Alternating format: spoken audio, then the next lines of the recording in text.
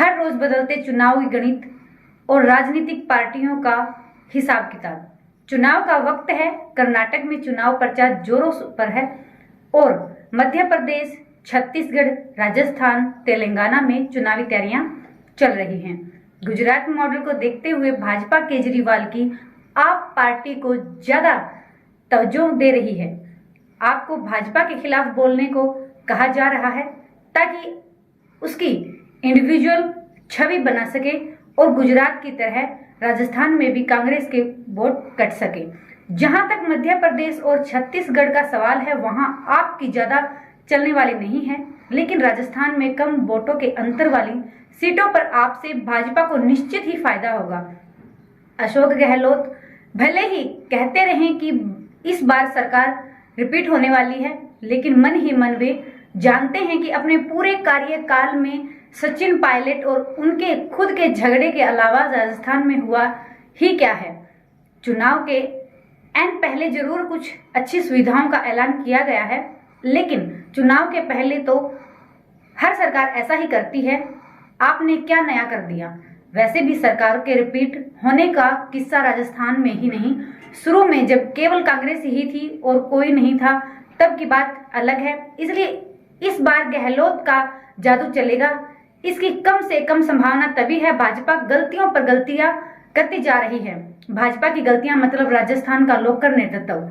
राजस्थान में अगर वसुंधरा राज्य के आगे नहीं किया गया तो भाजपा की लुटिया डूब सकती है। राजनीतिक गलियारों की चर्चा का निचोड़ यह है कि अगर वसुंधरा राज्य के आगे नहीं किया गया तो भाजपा की लुटिया जरूर डूब सकती है। गणित की सीधा सा 25-30 सीटों पर वसुंधरा राज्य का सीधा प्रभाव है। इलाके के तौर पर भी और लोगों के प्रत्यक्षों के हिसाब से भी भाजपा में वसुंधरा राज्य के अलावा कोई नेता ऐसा नहीं है जिसके अकेले इतना प्रभाव हो। स्थिति साफ है, जैसा कि भाजपा पिछले 5 सालों से करती आई है। वसुंधरा राज्य के अनदेखी जारी रही तो कांग्रेस के मजबूती के साथ उभरे के सिवाय कोई चारा नहीं होगा। भाजपा को अपने अनेक सीएम प्रत्यक्षों को लगाम देनी होगी, इसके बिना कल्याण संभव नहीं है। उधर छत्तीसगढ़ में भाजपा के रमन सिंह पिछले 5 साल से निष्क्रिय हैं। कांग्रेस के बघेल जितनी गतिविधियां करते रहे हैं उसकी 5% भी रमन सिंह ने नहीं की। हालांकि इस स्थिति में भी भाजपा रमन सिंह पर भरोसा कर रही है। शायद भाजपा नेतृत्व ने छत्तीसगढ़ के सच से सकारात्मक कर लिया गया है।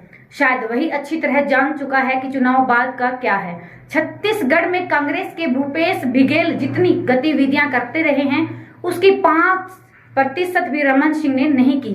पिछले जब छत्तीसगढ़ में अजीत जोगी थे तब स्थिति और थी, लेकिन अब लगभग सीधा मुकाबला कांग्रेस और भाजपा में ही है। इसलिए इस राज्य में भाजपा की जीत संभावनाएं वैसी नहीं दिखाई देती जैसा अन्य राज्यों में हो सकती हैं। जहां तक मध्य प्रदेश का सवाल है, यहां टक्कर कांटे की हो सकती है।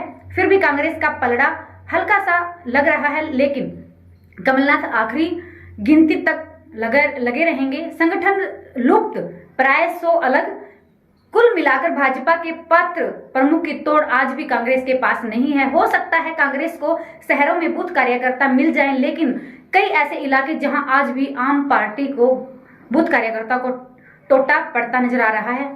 अचरज की बात यह है कि इसकी पूर्ति करने के लिए संगठन स्तर पर कोई ठोस कार्य नहीं किए गए। आगे भी इसकी उम्मीद कम दिखाई दे रही है। तेलंगाना में फिलहाल केसीआर का कोई तोड़ नहीं है। इसी बीच मुझे दीजिए इजाजत। मैं बबीता दुग्गल फिर से एक नई अपडेट के साथ हाजिर होती हूँ। तब तक के लिए धन्यवाद। हर खबर का मतलब ब्रेकिंग न्यूज नहीं, हर बहस का मतलब हंगामा नहीं। हरियाणा की सारी खबरें केवल हरियाणा बुलेटिन पर। सीधी बात, नो बकवास।